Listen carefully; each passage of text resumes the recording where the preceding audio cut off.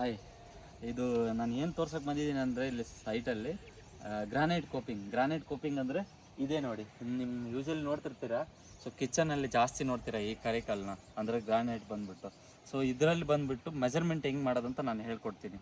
So ಇದು ಬಂದು usually square ಮೀಟ್ರಲ್ಲಿ ತೊಗೊತೀವಿ. So ಇದು ಬಂದು 300 ಇದೆ ಅಂದರೆ, ಇನ್ ಕೇಸ್ ಇವಾಗ ನೋಡ್ತಾ ಇದ್ದೀರಿ ಇದು ಎಷ್ಟಿದೆ. ಸೊ 450 ಇದೆ, 450 ಇದೆ ಅಲ್ಲ. ಸೊ ಇನ್ ಕೇಸ್ ಇದರಲ್ಲಿ ನಮ್ಮ IS 1200 ಏನು ಹೇಳ್ತದಂದರೆ ಇದನ್ನು ಸ್ಕ್ವೇರ್ ಮೀಟ್ರಲ್ಲೇ ಕೊಡಬೇಕಂತ ಹೇಳ್ತದೆ. ಸೊ ನಾವೇನು ಮಾಡ್ತೀವಿ, ಇದರಲ್ಲಿ ಲೇಬರ್ಸು ವರ್ಕೌಟ್ ಆಗಲ್ಲ ಅಂತ ಹೇಳ್ಬಿಟ್ಟು, ಸೊ 300 mm ಒಳಗಡೆ ಬಂದರೆ, ಲೈಕ್ 150 160 ಬಂದರೆ ಅದನ್ನು ರನ್ನಿಂಗ್ ಮೀಟ್ರಲ್ಲಿ ಕೊಡ್ತೀವಿ ನಾವು. ಯಾಕೆಂದರೆ ರನ್ನಿಂಗ್ ಮೀಟ್ರಲ್ಲಿ ನಾವು ಮೆಸರ್ ಮಾಡಲ್ಲ, ಬಟ್ ಇಲ್ಲಿ ಮಾಡ್ತೀವಿ ಯಾಕಂದರೆ ಅವನಿಗೆ ವರ್ಕೌಟ್ ಆಗಲಿ ಅಂತ ಹೇಳ್ಬಿಟ್ಟು.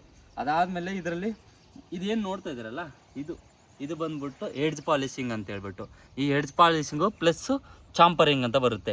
ಇದನ್ನೇ ಪಾಲಿಷ್ ಮಾಡೋದು. ಇದನ್ನು ನಾವು ರನ್ನಿಂಗ್ ಮೀಟ್ರಲ್ಲಿ ಕನ್ಸಿಡರ್ ಮಾಡ್ತೀವಿ.